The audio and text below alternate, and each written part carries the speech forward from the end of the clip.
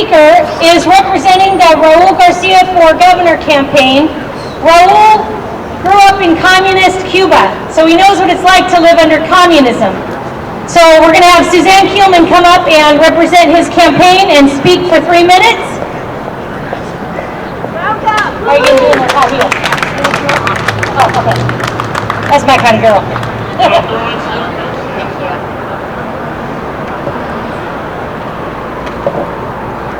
Thank you everyone for the opportunity to be here today. I do want to give acknowledgement to all of the police officers and all of the security and all of the volunteers that made today possible. How wonderful is it and what a signal of diplomacy that we are able to do this today. And they're not trying to silence us, but they're keeping us safe, which is the exact reason that Tiananmen Square happened. So as Carrie mentioned, I am here on behalf of Dr. Garcia, who grew up in communist Cuba. I myself have a personal story with communism. My grandmother escaped North Korea to have my mom in South Korea. So my mom was raised listening to sirens and practicing war drills on a weekly basis. My stepfather was actually fighting in the war during that time, and when I joined the Air Force, I was actually stationed at the DMZ, and I got to practice the very same war drills that my mom practiced when she was growing up. So if that's not a symbol of communism still being very alive and well, I don't know what is. But I want to raise my children in an environment where we're not practicing war drills anymore, and where we can take history and use it as lessons learned and not use it as propaganda to promote more hate. So let's remember this day. I'm a U.S. Air Force veteran, Asian American, and board member to the Asia Pacific Cultural Center. When Dr. Garcia asked me to speak on his behalf to commemorate today's historical significance, I was honored.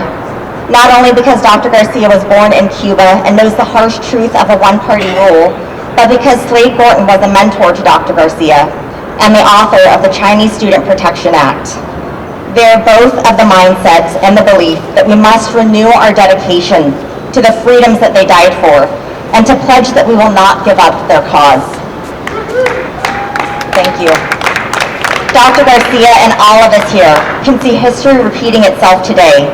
The censorship of information, the cancellation of truth, and a fictional narrative used as propaganda to promote tyranny instead of peace. As we speak, freedoms around the world are at risk. In Hong Kong, a candlelight vigil has now been replaced with fear and forced silence. In New York, the Hope for a Free China Museum has been labeled as a symbol of defiance. And in San Francisco, the statue, Goddess of Democracy, is under threat, yet again, by repressive leaders within the People's Republic of China's government. The People's Republic of China, not China's people. The United States of America, not America's states. Dr. Garcia knows that we are one and want to build better lives for ourselves and our children, and will stand for a government that serves as a safety net, not as a net. American, Korean, Cuban, Chinese, whoever you are not defined by the subjugation of those that call themselves leaders. You do have the freedom to make change and elect officials that are an extension of your voice, not look to silence it. Let us remember this day, June 4th, by resisting. Resisting the labels, resisting Asian hate, resisting control. Let the seeds of sacrifice have a generational harvest of free thinkers for all of China and all people living under communist tyranny.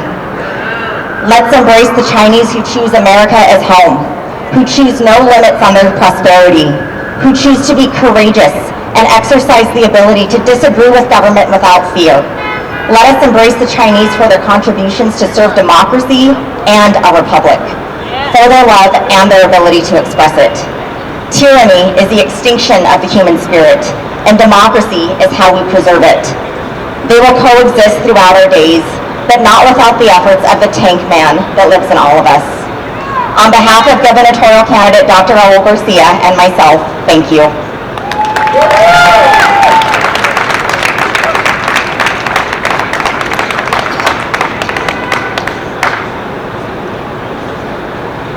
All right, thank you.